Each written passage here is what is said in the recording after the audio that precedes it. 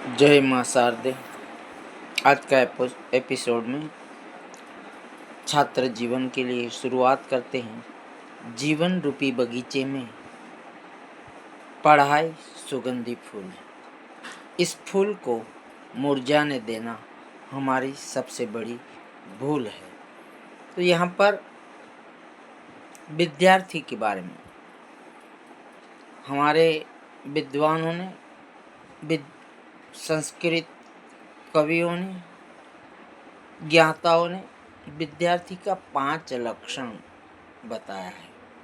5 लक्षण का वह श्लोक काक चेष्टा बक ध्यान, काक चेष्टा बक ध्यान स्वान निंद्रा तथैव च, अल्प आहारी गृह त्यागी विद्यार्थी 5 लक्षण, ऐसा एक श्लोक दिया है।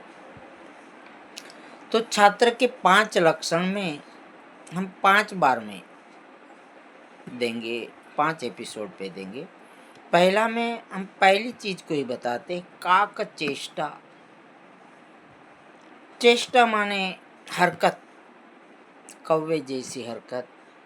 स्वान निंद्रा का कौवे जैसी हरकत। बक ध्यान, बगुला जैसा ध्यान।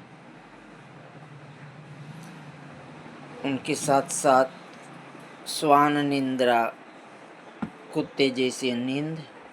अल्पाहारी, कम भोजन। और गृह त्यागी। उनमें से पहला यहाँ पर है काक चेष्टा। कौवे जैसी चेष्टा क्यों? संसार में हम लोग आजकल बाहरी रूप रंग को देख करके इसका अंदाज करते हैं। किसी का पहनावा, किसी की साहिबियों के लिए उसका शरीर पे गहने, शरीर पे मारे हुए बनावटी स्प्रे, उससे समझते हैं कि ये अच्छा आदमी है। लेकिन इंसान की परख उनके गुण से होनी चाहिए। यहाँ काक के बारे में बताते हैं तो काक माने कौवा। कौवा भले काला है, हर शख्स में कोई न कोई एक गुण रहता है। कौवा के अंदर एक गुण है, उसकी चेष्टा, उनकी हरकत। अब कौवे को देखिए, हिंदू धर्म में ज़्यादातर भाद्रपद मास में पितरों के श्राद्ध पक्ष में कौवा को छत पर खाना डालते हैं और कौवा को बुलाते हैं। ये भी मानते हैं कि कौवा पितृ के रूप में आता है। गरुड़ पुराण के अंदर उनका उल्लेख है। लेकिन यहाँ हमें धर्म, चाहे कोई भी हो, धर्म के बारे में नहीं बता रहा, जाति कोई भी हो, समाज कोई भी हो, मैं छात्र को एक अलग तरीके से देखता हूँ। एक गुरु होने के नाते विद्यार्थी में परिवर्तन लाने के लिए एक अलग अलग प्रयास, हफ्ते में एक बार 5-6 मिनट का एक छोटा सा लेक्चर सेंड करता हूँ, जिससे कई लोगों का जीवन बदल सके और कुछ का भी बदलेगा तो मैं अपने आप को अपना जीवन धन्य समझूँ। कौवा की चेष्टा कैसी होती है?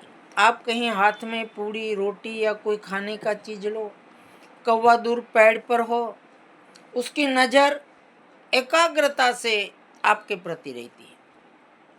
हरकत कैसी रहेगी कि वो छीन लेता है, अचानक आकर के छीन के भाग जाता है, ना हाथ में आता है। तो विद्यार्थी में क्यों छीनने की भावना? क्यों? कवियों ने गलत लिखा है? नहीं, लेखक कवियों ने जो श्लोक में लिखा है कि आप भी वो चेष्टा रखो। आपको पढ़ाने वाले, आपको समझाने वाले, आपके जो गुरु है, उनके पास से आप ज़्यादा से ज़्यादा ले लो। आप कम में संतुष्ट मत हो। आप कैसे ज़्यादा ले पाओगे? आपकी चेष्टा ये होनी चाहिए, ये नहीं आप ये भी करवा दो, ये भी सिखा दो, उसके बाद इसको समझाओ। उस प्रकार की जब आपके अंदर भावनाएं आएगी ना, वो काक चेष्टा है। तो उस भावना से आपके ज्ञान की भूख बढ़ेगी, और उस प्रकार की चेष्टा से आपकी पढ़ाई में आपका मन लगेगा, आपकी लगन से आप महान बन पाओगे। जितने जितने महान हुए उनका इतिहास पढ़ो, अपने आप कोई महान नहीं हुआ, उसके अंदर कोई न कोई गुण होता है। तो आज ये पहला गुण काक चेष्टा के बारे में आपको बताया है कि काक चेष्टा, कौवा की तरह चेष्टा। रंग नहीं देखना है, कौवा भले काला है, हमें भी इंसानों में किसी का रूप रंग से नहीं पहचानना है, उसके अंदर क्या है, कौन सा गुण है। और हर इंसान में एक तो सद्गुण होता है, उस सद्गुण को हमें अपने जीवन में ले लेना है। यदि एक स्कूल के अंदर 12-15 अध्यापक है तो उस अध्यापकों के अंदर का एक एक गुण भी ले लिया तो हमारे पास तो एक संगम हो गया। तो उस प्रकार से आपको दूसरों के गुणों को लेकर के अपने जीवन में बहुत कुछ पाने का एक अवसर है। और ख़ास तौर पर छात्र जीवन में अभिभावक या दूसरे कोई अध्यापक इस वीडियो को सुनते हो तो आप लोग भी अपने बच्चों को अपने स्कूलों में, अपने वर्गों में इनको शेयर कीजिए, बच्चे को मोटिवेट कीजिए और बच्चों का जीवन बढ़ाइए। मुझे कोई लाइक कर नहीं बढ़ाना है, न शेयर करके मेरे जीवन में कुछ करना है। परमात्मा ने मेरी हैसियत से अधिक मुझे दिया है, मैं केवल परमात्मा को धन्यवाद करता हूँ। लेकिन छात्र जीवन में और आने वाली पीढ़ी का उत्थान के हेतु ये 5-6 मिनट निकालता हूँ। भारत माता की जय। जय जय गरवी गुजरात। सरस्वती माता की